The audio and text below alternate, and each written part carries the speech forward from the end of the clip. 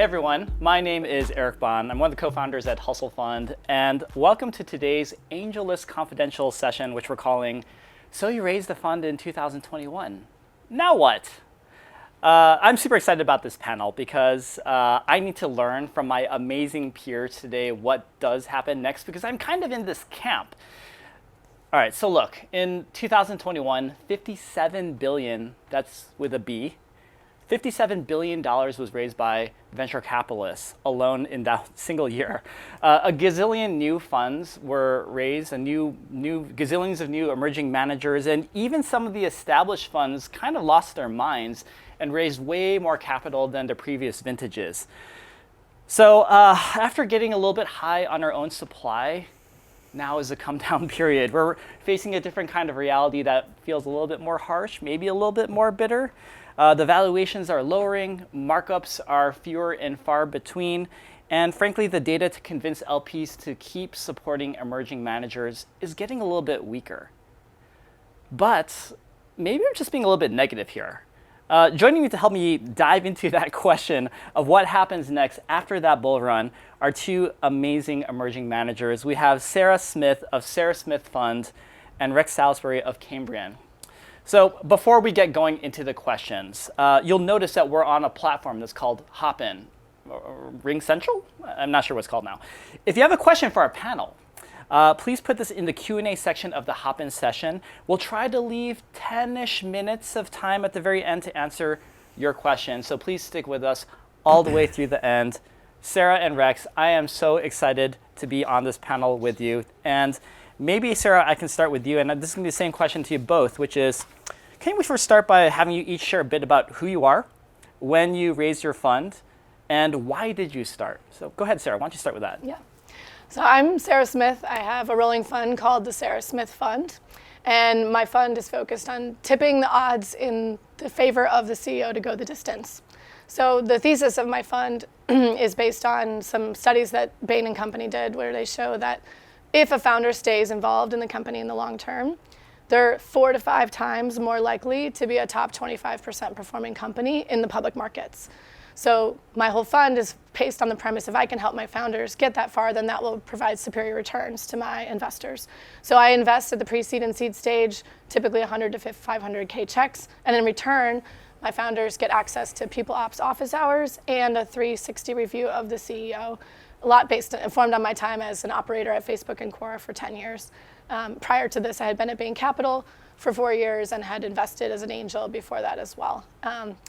And we can talk more maybe later about why we got started, but that's generally my fund. And I focus on marketplaces, fintech, future of work, and dev tools. Awesome. Thank you so much, Sarah. And same question to you, Rex. So who are you? When did you raise your fund? Why did you start?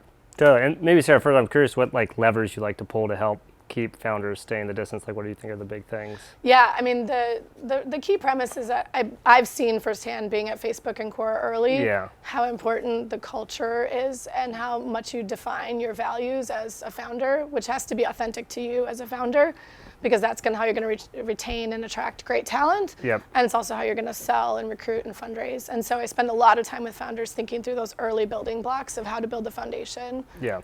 For them to stay and go the distance with the company. I love that idea. We had something we used to say at Andreessen Horowitz, which was if you don't have a head of people by the time you reach 30 folks, something will go terribly wrong. Yes. But with that, because it doesn't really make sense to have a head of people before that. But until you get that, you should also be building the foundation. So you hire the right head of people. You already have the right proto processes and shapes. I think it makes a lot of sense. So I'm Rex. I am solo GP. I run Cambrian Ventures. I am focused on pre-seed and seed investing in fintech. Prior to this, I helped start the investment team at Andreessen Horowitz when we were growing our fintech investment practice. And I spent a whole lot of time across the whole financial services ecosystem as a long time ago an investment banker, then later on as a software engineer, then investing at Andreessen Horowitz and now running my own fund. But how I accidentally ended up in venture is actually through community. So 2015, a few blocks away from here, I started bringing together founders and builders in downtown San Francisco to talk about interesting things we're building in fintech. That community grew, now have a Slack community with 1,900 plus fintech founders, have a newsletter, a bunch of other stuff.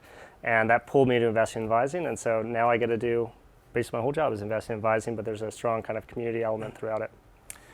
So I did stalk you on LinkedIn, both of you, very thoroughly. And Bain, A16Z, You clearly were rising leaders in those funds, but yet you still were inspired to strike off on your own. And I think we're all really curious about those kinds of inception stories, like why you wanted to, I think, leave some of those really great, amazing brand funds to go start your own. Sarah, you want to start with that? Sure, I'm happy to start. Yeah, Bain is an incredible firm. I really enjoy my partners there. I was there for 4 years. It was also there during the years of very high valuations, and so I found myself at home mainly at the seed stage. It's also what I had been doing as an investor prior to joining, was mostly seed investing. In the meantime, I also had taken over a program in 2019 running our fund of funds at Bain Capital, and fortunately had a lot of support from the partnership to back over 50 emerging managers. And in doing that, I partnered with a lot of them, and just hearing about their day-to-day and seeing how they were being able to really partner with founders and also be collaborative and frankly have a higher velocity of investments per year. For me, that was a lot more kind of where I feel at home and where I do my best work. So last year I decided to spin out and start my own fund. Fortunately, with a lot of support from the Bain Capital team, I still collaborate with them very closely, but I really like being able to invest. I roughly invest in 20 companies per year, which is obviously very different than being in a multi-stage fund. How about yourself, Rex? Yeah, I get asked this question a lot, and I think it's a little frustrating to get or to hear it posed so often, because I think we have this understanding in the Bay Area that, like, if you are at a very successful tech company and it grows big and everyone's super happy, you don't get asked, like, why did you leave? At some point, it's like, when are you leaving to do your own thing? And if you look at the venture ecosystem, 10 years ago was a fraction the size that it is today. But if you look at the big brand names in venture, they're huge. They have north of 500 employees in some cases, which is great. And they're great firms with great brands who provide great support to their founders. But people should go out and start their own things because that enriches the venture ecosystem.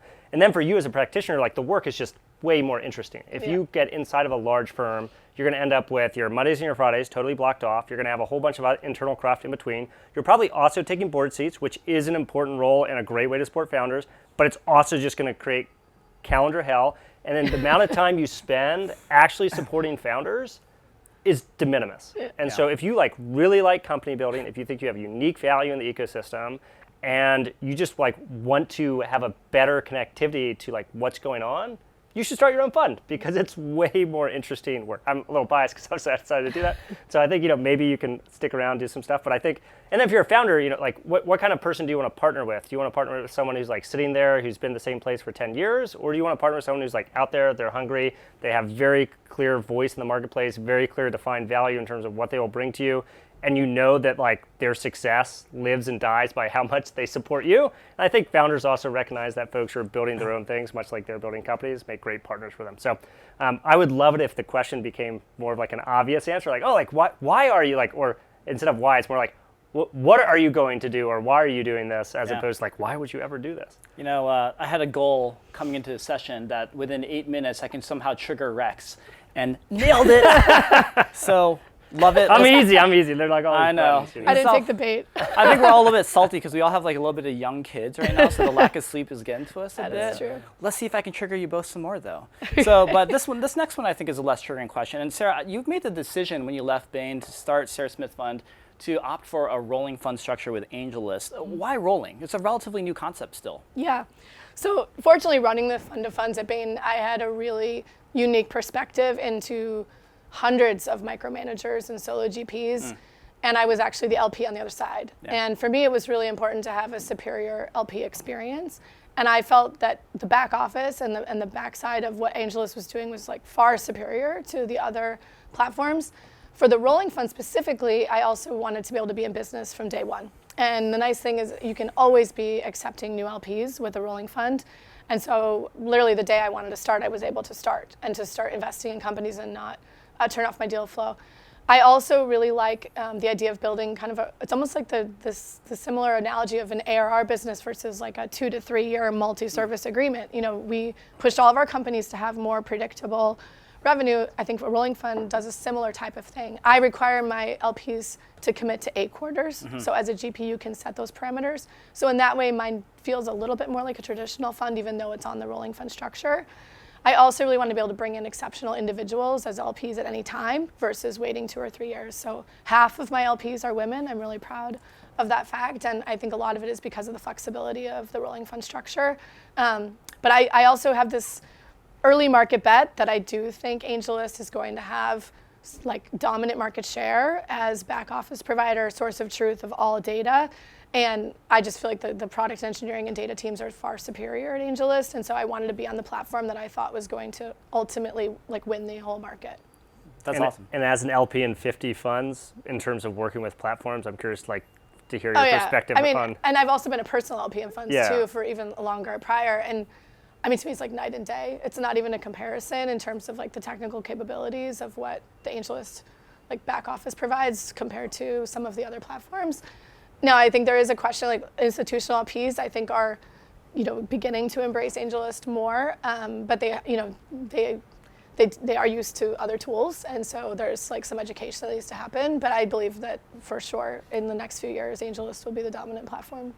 Yeah, totally. Rex, you're in the AngelList family too, but you opted for a more traditional fund structure. Can you tell us a little bit more about why not rolling, and why did you pick something a little more traditional? Yeah, so traditional fund is in part, one of the big reasons is what the product that LPs are most used to. It also gives you durability, kind of a defined period for investing, a defined period in which to work out returns. But I think it's great that there are all these different kinds of products in the ecosystem, because again, if you go back 10 years, or about 10 years, there's really only one way to go and start a venture fund, and that's already be very wealthy. Spend like 6 months, spend a few $100,000 on lawyers, on entity formation, hop on a plane, fly to some like very specific places, and then like a year or two later, you're up and running with a 10-year, traditional venture fund. Mm-hmm. Today, you can get started as an angel doing personal checks and then SPVs on the AngelList platform. You can then step in and you can do a rolling fund. You can take a rolling fund and make it behave very much like a traditional fund if you want to, and it actually has a lower cost structure associated with it and some other things. So that's great. It's a product that people aren't as used to, but if you start to come up with these default parameters around new products, and I'm someone who invests in financial services technology, and part of financial services is innovating on the product side of things, not just the technology side of things, and so AngelList has done a little bit of both. So I think it's great that you have this much more seamless on-ramp into the types of, people who can do venture, because venture is now 10 times bigger as an asset class than it was 10 years ago. Well, not 10 times, it's 3, 4, 5 times bigger. And we should have a lot of specialization. We should have funds that specialize in certain areas, whether that's fintech, healthcare, that provide very specific value, whether it's helping like people ops or mining is providing network connectivity into fintech. And we should have very different ways in which you can actually structure that fund in that vehicle. And over time, some of those new ways of doing things, they're not gonna like take over the entire ecosystem, but they can be meaningful subcomponents of what is now a much larger asset class. All right, so I think we went through all the softball questions here. I want to get a little bit more awkward with you. All right, and this next question is for both of you, and Rex, I'm going to pick on you first, but Sarah, I want to hear your thoughts too. What the hell happened in 2023? Rex? I think 2023 was a great year, which I feel like is not, when I talk to a lot of folks who are at multi-stage funds or who are outside of the venture ecosystem and looking at what's happening in the public markets, they're like, why do you say that? And if you look at the data, you'll actually see that that's not a crazy thing to say. So I was actually looking at PitchBook data yesterday, and the number of deals getting done at every single stage appears to have bottomed out last quarter, except for, in this data set, it was Series A's. But I will say anecdotally in my portfolio, and what I've seen in the market right now is Series A's are starting to pick back up, and I think they're really going to start to pick back up. So that's basically saying number of deals across all stages. And this was surprising. Even growth stage, like B's? This is what was surprising to me. Even those were starting to tick up. So those are still dead, and those volumes are way down from where they were. So at the pre-seed and the seed, the number of deals getting done is basically the same as it was, not quite at the peak in 2021, but at 2022-ish levels. Series A's, it's more like 2017, 2018 levels. You start to go to Series B, D, E, and then you're talking like 2010, 2012 levels, but they have at least bottomed out, and it looks like maybe they're starting to uptick. And so as someone who focuses on the pre-seed and seed, rest assured there are lots of great founders, because it's not like talent disappears overnight just because the capital market's correct. There's still tons of ideas. 98% of revenue in financial services still flows to the incumbents, not to new startups. And you still have, with great teams and great markets, like you should be backing them very early. And that's why pre-seed and seed has still been very healthy from an activity perspective. And all these people who raise these massive funds in 2021, they're going to have to deploy. So they still have record amounts of dry powder. A lot of partners I talk to at multi-stage funds have been sitting on their hands for 12 months being like, man, I really want to do a Series A. And they're getting bored. They're getting antsy. They're going to start coming back into the market. Once they do, they're going to start losing deals. Once that happens, that'll start bringing back in FOMO, also just competitiveness, which will be great. At least those guys sitting on their hands are collecting their management fees, so it can't be that bad, right? I've seen a lot of good pictures on Instagram recently. You know, if you're an LP and you just wrote like $100 million check into a massive fund and you're paying premium management fees, premium carries, they're not deploying capital, and they just got done paying too high of prices, you must be super happy with yourself right now. Yeah. Sarah, what's your take on this? Poking fun at large funds. So I'm sure they're doing I agree with some stuff. Like, I felt like 2023 was great, actually, for early stage because, you know, with all the layoffs in the tech companies, like there's just been a lot of like shuffling finally of talent, and that means a lot of people are founding companies. That said, I think looking at the macro, it's pretty clear that we felt the impact of rising interest rates, of depressed valuations in the public markets. And I think one of the big things was just this massive disjointing that happened around valuation and price discovery. And that's why there was so little activity earlier this year at Series A and later, which for emerging managers, really the impact then is like you're just seeing less markups in your portfolio than you might have last year or the year before. And I think that can be a little bit unsettling as people think about, well, you know, how do I talk about my book to LPs if a lot of founders have been kicking the can down the road, right? Yeah. Because they feel like, okay, I thought I was going to raise in Q3, but maybe I'll wait till Q1. And AngelList data, you know, they've shown that this last couple of quarters, it's been some of the lowest rate activity they've had of positive markups. I think it's recovering. I think it's going to continue. I also think we're going to see a massive death of seed companies in the next 6 months. I thought it was going to happen earlier this year, but I think now if you just look at like how people went lean, and I think they're like going lean and bleeding out until probably Q1 and Q2. It's somewhat depressing to say, but I do think that's where we're going to feel early next year. So this year, the other impact is that the funds that raised billions of dollars, they also staffed up teams to deploy those dollars. And a lot of those people have been sitting around not being able to do a traditional Series B or D. And so I think a lot of people shifted down to seed as a place to play this year, and that's why we haven't seen valuations shift that much at seed, is that kind of that's the safe place for price discovery, whereas A, B, and C have just like taken a really long time. Hopefully we'll continue to see this like pick up next year. I want to call you out on a slight Freudian slip I almost heard you say, which is the death of seed. You were about to say seed funds as well, I thought. Oh, no, seed companies, sorry. Seed companies, but yes, I'm happy to talk about what I think will happen. Yeah, and I want to actually have a kind of riff on this question here too, because, okay, let's say that we all kind of drank the Kool-Aid a little bit. We're seed managers. We are in a position where we theoretically can see the most alpha by coming in really early and low valuation. So at the growth stages, you know, there's still ways to kind of engineer like impressive looking markups if like things fluctuate from our perspective, because we're kind of seed purists. But at the same time, what I'm hearing from you both is that those markups are happening slower. So if you're a fund one investor trying to go after fund two, and we're going to talk about this a little bit later, but I kind of want to bring this up now, which is, you know, you don't really have the same kind of data to say like, look, our TVPI is looking like this. In the bull run, it was very easy to show like great TVPI relatively quickly, but now that stuff is missing. TVPI, for those who are in the audience who don't know, is basically like, think of it as paper markups. Like, what is the value of the portfolio on paper, not cash yet? So this is a hard one to grapple, right? Like, there's a lot of talented emerging managers who don't have like the same kind of impressive backgrounds as you two. So, you know, how do you kind of like put these all together to create a story for LPs today? Yeah, I want to touch on two things. So one is just the data side of things about markups. So saw good data from Carta yesterday talking on what percentage of seed companies graduate from seed to A within 2 years. And in 2021 vintage, that was about 44%. So the actual graduation rate to A is higher because, you know, not all of that happens within 2 years. 2 years is actually pretty quick. Yeah. For companies, I think it was compared to 2022, that has fallen to about 20%. So about a 50% reduction in what I would call a fast A graduation rate. And so that bleeds into the next question, like how do you as an emerging manager raise a subsequent fund? If you think about the stories you have to tell to raise a fund, Fund 1 is usually raised on relationships. Fund 2 is on, I wouldn't call it data, I would say momentum. TVPI, to your point, is paper markups. It's not like hard data, it's not cash in the bank. So 2 is on data, and then 2 is on momentum, 3 is on data when you actually start to get distributions, cash in the bank for your LPs. So Fund 1's relationships, if you raised in like 2018, 2019, you got that out the door. Then you get all these graduation rates. So now you have momentum. And that's why a lot of people were able to raise fast follow-ons for Funds 2s.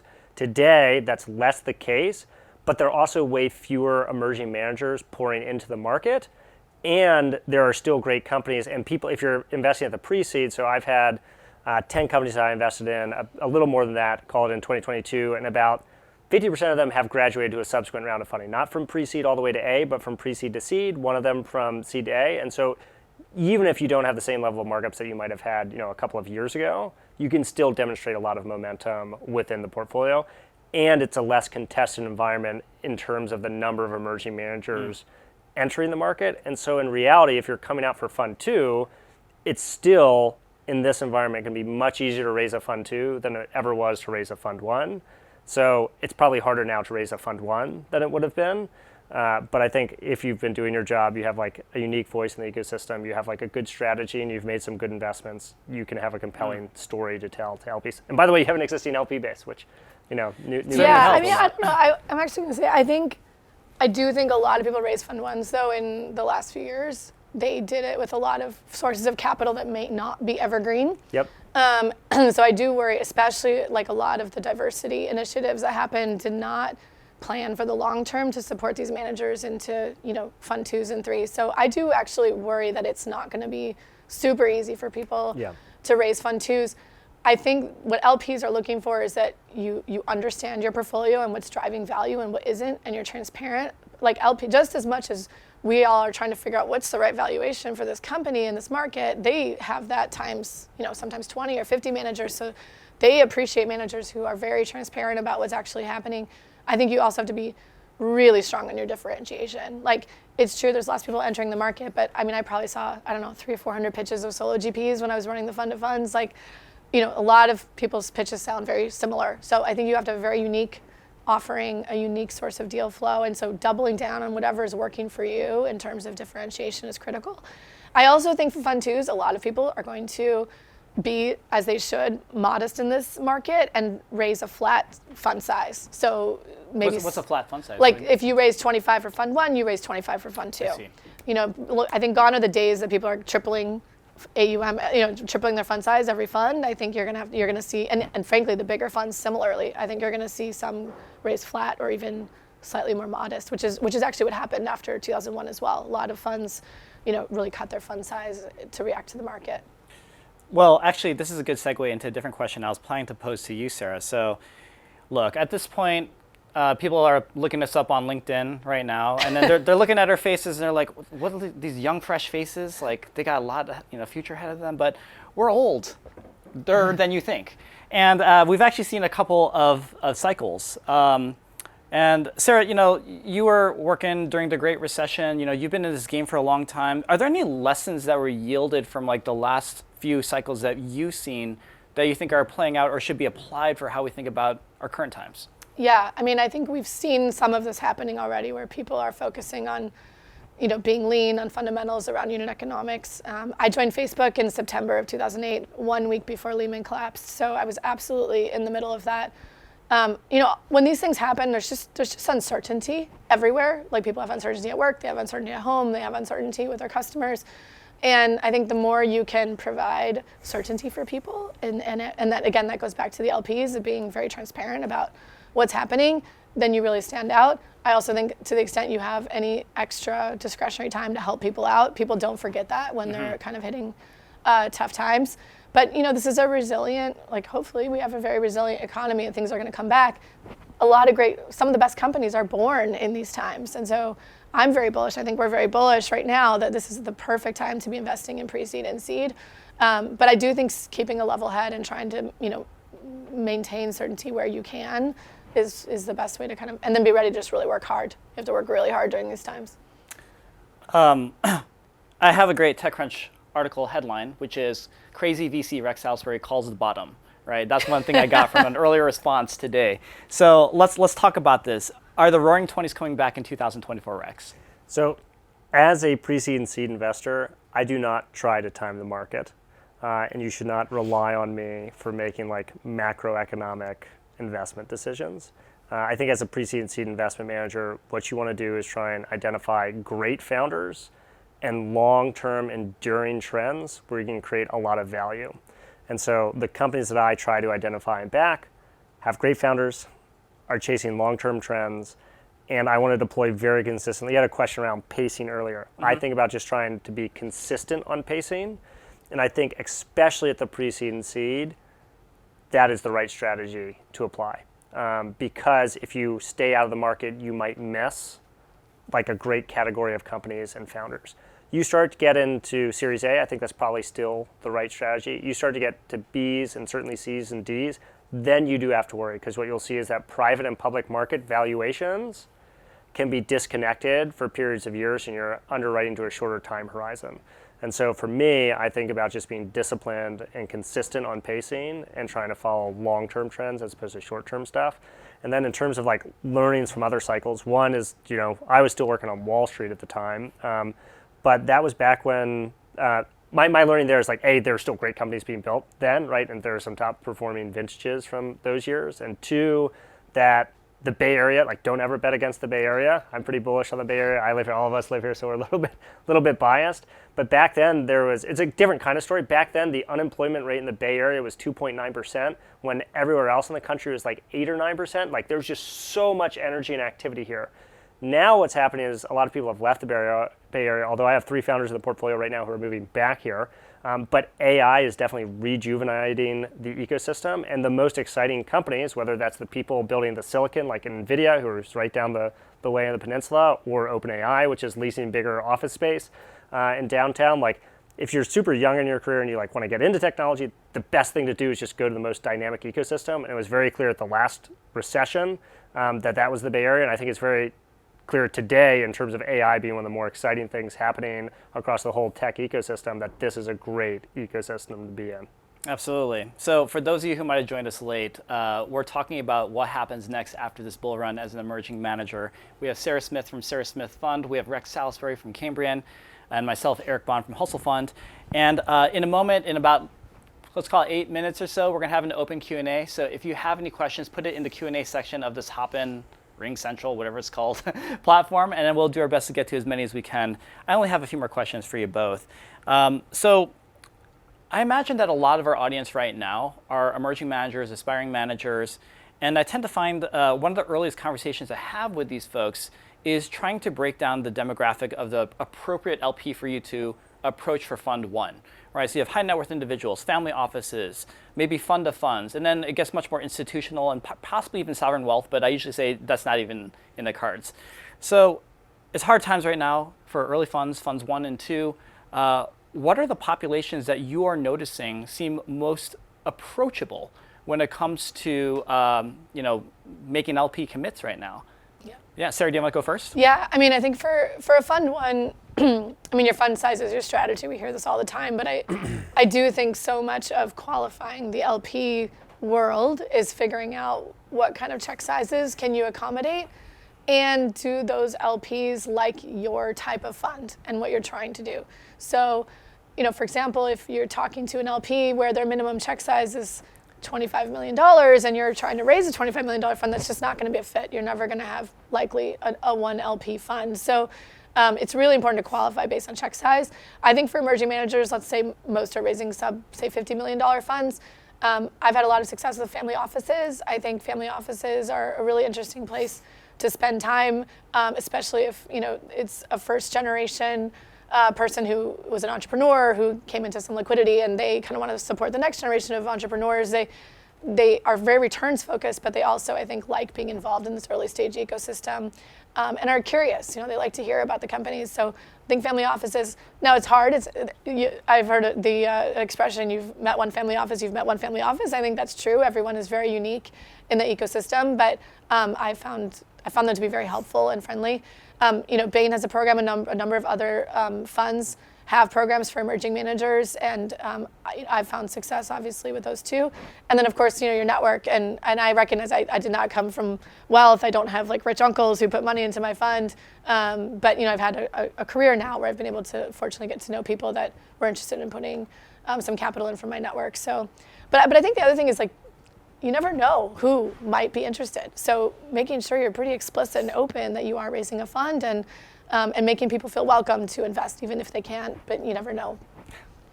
Rex, anything else to add about like the type of LP profiles you think might be best for emerging managers to focus on right now? Yeah, as I talked earlier about raising funds, one is relationships, two, momentum, three, data. So one, relationships.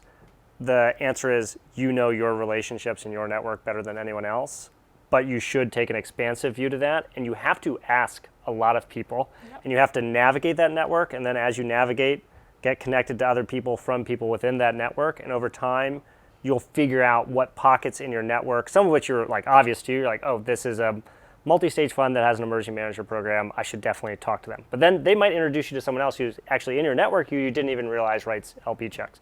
So it's going to be all about your network. I think one thing that can really help with Fund 1 is thinking not just about who you raise money from, but what the construct of a fund looks like. So you said your fund size is your strategy. I think a great approach can be to raise what I would call like a Fund 0, which is $1 to $2 million, and deploy that over as little as a year. So you could do a rolling fund structure with a minimum commit of 4 quarters or of 8 quarters. And as a Fund 0 structure, a lot of things that more traditional LPs who want to do like fund of funds allocations, or fund of funds that want to do allocations into emerging managers, they just want to see that you're serious about this, that you're going to be there for the long time, that you can actually write checks into interesting companies with interesting co-investors. And if you do a Fund 0, that might actually be the fastest. Say you want to raise even a small fund, $25 million fund. I'm running a $22 million fund right now. The fastest way to do that might be first to just raise $1 million, deploy it, and then go back to market in a year or two, and then raise a $20 million fund or a $15 million fund. And I think you'll find that that's the fastest way to do it, as opposed to banging your head against the wall, trying to raise 15 or 20 for a long time. And I would love to see more people do that, because it'd also be great if people can figure out like maybe this is or isn't something I want to do. And if you're raising from your relationships and your network and you decide that's not exactly what you want to be doing, you can set that up in a construct where everyone is still successful, yourself, your investors, and then it could actually be the fastest way to get started as well. I started 2 comments about what my peers just said here as well. So one of the things that's kind of amazing and magical about this moment of being an emerging manager is actually this infrastructure that AngelList has provided. So yes, I'm giving you some shouts to AngelList right here. Thank you, Angels. But this $1 to $2 million structure thing was not possible, even like 10 years ago. Maybe even 5 years ago it was a little bit difficult. But now that there are these infrastructure platforms like AngelList allow you to raise relatively little amounts of money, you can do creative things too, like front load your fee. So instead of spreading out like your $1 million, 2%, $20,000 like over 10 years, you can front load that so that you can actually at least give yourself a little bit of a living to try to test that demo fund and so forth. That's comment number 1. The second comment is this, which is, fun fact for you. I have this great co-founder. Her name is Elizabeth Yin. And she has an ophthalmologist because she has bad vision. And for 3 times, she has pitched Hustle Fund to the ophthalmologist, okay? The person said no every single time. But the reason why I bring this up is you should sort of expand your definition of who an LP can be. So we love to talk about institutions like the Stanford Endowment or maybe like a really cool nonprofit. I mean, those are amazing LPs to have.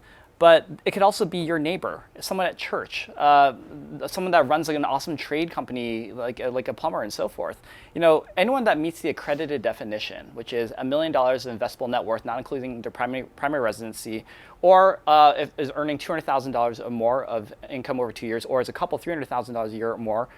That's someone that could be an accredited investor who may have some interest in your fund. And then even those checks could be relatively small. They can be meaningful to help you build some of that momentum so they can get going to prove that you're actually a decent manager. So, okay, I think I blacked out from that rant. let's go ahead Talk and about how to find LPs. Yep. no, yeah, okay. It's all come back. Thank you, Rex. He's my ChatGPT AI memory here. So we have about 10 minutes of time, and I think it'd be a good time to go to the audience. So again, we're on Hopin, aka Ring Central. If you have any questions, put it into the Q&A portion of this platform. And our awesome colleague Madison right now is pumping questions right now. She's smiling and snickering over there, and I see some really good questions right here. So let's go into, I like question number 1 here. How do you compete with larger funds to win deals? And why should startups go with solo GPs and not bigger firms? I said it in a much more aggro way than probably the intention of the spirit of this question. But yeah, that's an interesting question. So, y'all come from really amazing larger funds, and now you're solo. So perspective in terms of like, are the bigger firms truly your competitors as an emerging manager working in seed? Sarah, you want to go first? For me, the answer is no, because I write collaborative checks. And that was by design, because I had been leading seeds at Bain. I saw how much room was left in rounds for solo GPs. And it's, typically, let's say there's an average seed raise of 3 million at 15 posts. The lead might take 2.5 of that, but there's usually 500K left.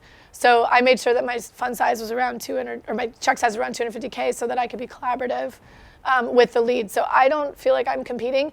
I am competing for that remaining allocation, and that's why I have a very differentiated product.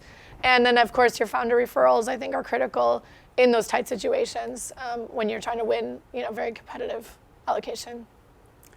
I would say also no. Earlier you said that some of the folks were coming down in seed, but my experience with multi-stage funds is they went really, really hard into seed in 2021, and that was a pricing exercise and not a strategy. And now that pricing pressure has cooled off, and what do I mean by a pricing exercise? So in 2021, a lot of Series A's, we talked earlier about how the graduation rate from seed to A was super high in a short period of time. What that meant when I was at Andreessen Horowitz is you would see a Series A, the company had raised a seed 3 months ago, 4 months ago, 5 months ago. They were pre-product and pre-revenue at the seed. They kind of had a product 3 months later and were still pre-revenue, and then they raised a Series A at like a 4 or 5x markup. And you were like, why would I, as someone who wants to deploy capital and get a good risk-adjusted return, ever invest in a Series A company right now? And there was no reason why you would, essentially. And so everyone moved into seed because you simply could not do A's and have good risk-adjusted returns. Now that pricing pressure has cooled off and as the market has corrected, everyone has gone back to doing Series A's. The problem is there actually aren't that many Series A's, so that has translated into mostly not doing a whole lot right now, which is why they do occasionally still end up come down and do seeds for founders they know and categories they love. So they still are doing it, but they are doing it way, way, way less than they used to, because they basically got squeezed out from a pricing perspective in the Series A market. And so are they my competitors? No, because they're largely out of the pre-seed and seed now. Can they be competitors, and do they participate there? Sometimes, yes, but if you're a non-lead and you have an appropriately sized fund and strategy and differentiated value, then even when they do invest, you can invest in a round alongside them. So I would say out of my portfolio, call it 20-ish companies right now, multi-stage funds are probably in like 6 of them, and that's some of those deals where they're in were actually from like Q1 2022 when they were still pretty active at seed. So like today, I actually expect it to be sub 20%, whereas most of the deals that I do are with other pre-seed and seed managers. Yep. Look, I don't want to brag or anything, but my fund size is bigger than their fund sizes as a $46 million fund. And I think there's almost a different kind of question here, which is like, do I consider Rex and Sarah to be my competitors as pre-seed investors and seed investors? And the answer to that is actually not really. So the cool thing about small fund sizes is that we don't need to write ridiculously huge checks to get this onerous ownership into companies at the seed stages. It's not really how it works. This is why I like this section of this world of private equity we call early stage venture, because it's just collaborative. Yeah. And if we have a deal that we're sharing with each other, and we do talk to each other, like we will try to make room for each other, because we realize that's kind of a great way to live life and build a reputation, but also serve each other well. So I guess that's a plea. I guess that's my pitch to you founders out there too, who might be listening, which is like emerging managers, especially the ones that are kind of on the earlier, smaller ends, are really fun to work with because we try to be collaborative by nature. And there's probably a reason why we are attracted to leaving our fancy jobs at bigger companies to be in this kind of an asset class, is because we just really enjoy this collaborative nature. So, okay. And an early stage manager's one job, it should be obvious, but just to reiterate, that they're really, really good at doing is introducing you to the right investor to lead your next round. Yep. When you're a large multi-stage fund, you don't ever think about introducing your companies to your competitors, other large multi-stage funds. It's just not something you need to do. When you're a small early stage fund, you think about that a lot because you're not trying to lead the next round. Yep. And you have spent the last 10 years of your life getting to know hundreds of investors. And so much of raising the right Series A is not convincing people that you have a great company. It's finding the right investor who already believes in the same things you do. And investors know more investors than founders do, and they can help you run that search process much, much more quickly. And usually the best networked folks for that are pre-seed and seed funds, whether they're lead or non-lead, as opposed to multi-stage funds. So I think if in terms of like one of the key jobs of investors is to help you get to the next round, and one key way to do that is find you the right partner, they're uniquely well situated to do just that. Fantastic. I think we have time for at least one more question. Maybe we can sneak in two.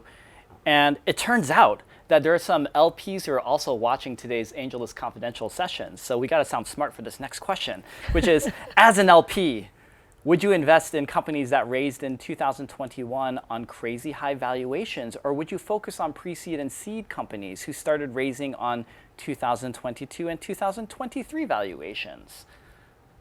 Who wants to take that one first? Rex, I'm going to pick on you first. Yeah, I'm happy to go. Yeah. So I do think in the medium to long term, so I think pre-seed and seed will be the best place to generate alpha. I think emerging managers will be the best place to generate alpha. That's true because if you look at emerging managers and the top performing funds, that has always been the case. I think it's still going to be the case. And if you look at other asset classes like hedge funds, et cetera, alpha tends to get competed out of categories where there is data that can be digested. And data in the private markets is becoming more and more available than ever. And we saw how when there was a bull run in 2021, a lot of capital flooded in the category. And I just talked about how even great funds with great brands got competed out at the Series A, not because they couldn't win the deal, but because prices were just crazy. And if you look at how capital markets behave over time, they tend to ingest information, they tend to pull the alpha out of it, and then tend to make it hyper competitive.